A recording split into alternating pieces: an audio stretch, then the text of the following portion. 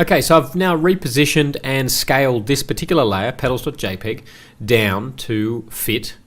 And now I want to get onto some image manipulation. I actually want to recolor this image so that it looks a bit nicer. At the moment it's a bit dull, could use a bit more color, a bit more contrast.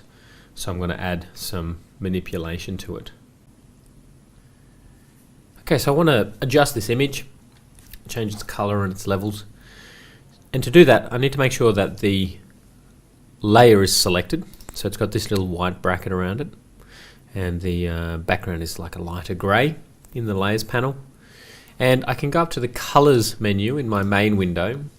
And you'll see that the top section of that colors menu item has a whole bunch of different options in it. Color balance, hue saturation, colorize, brightness contrast, etc., etc.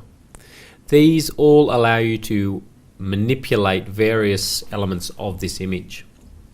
And if you hover your mouse over any of these, it gives you a little bit of an information. So color balance says, color balance tool, adjust color distribution, hue saturation, etc., etc.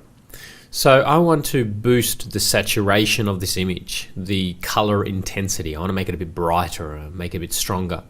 So I'm going to use hue saturation for this. So click on hue saturation, it brings up this dialog box. And in the hue saturation dialog box, I've got a whole bunch of different options that I can adjust. Now, really down the bottom is the main options dialog box that I want to use. And I want to make sure that this preview button is checked, and that will allow me to see the end result. So if I just grab the saturation slider and just drag it up, you'll see that it now updates in the main window, and that's much better. It's a nice bright saturated color. I can adjust the hue, I can completely change the color of this this flower if I wanted to, or the lightness. I can make it much darker, much brighter. It's starting to look a bit weird though, so I'm just going to leave them. I might change the color a bit, maybe add a bit of yellow to it, or add a bit of blue to it, or maybe even make it green. So you can do a lot inside just this one adjustment. So I'm going to have a bit of purpley blue petals, and I'm going to increase the saturation just to boost those colors a little bit. Once you're happy with the result, hit OK, and we've done our first adjustment. I'm going to also do a levels adjustment. So from the colors menu, I'm going to select levels. And what levels does is allows me to adjust how bright the highlights are and how dark the shadows are, increasing the contrast. Now, don't be put off by the complexity of the levels panel. All we're interested in is this white triangle up the top and this black triangle up the top. So if I increase that black triangle, you see that all my shadows become much darker. And if I increase the white triangle, you see that my highlights become much brighter. And if I just tick and untick the preview checkbox, I can get a bit of a before and after. So there's before, and there's after. So I've just increased the contrast. It's now got a bit more pop to it. So I'm happy with that. I'm going to hit OK. Now there are loads of other adjustments you can do inside that colors drop down. Feel free to play with that as much as you like. Okay, so I want to now go ahead and add some extra detail to this image. I want to put a bit of brush strokes over the top of the bottom of my magazine there, over the top of the petals. But I don't want to brush directly onto the petals themselves, that image, or more specifically that layer. I want to create some brush strokes onto a new layer that I can then go ahead and manipulate, move around, and have more control over.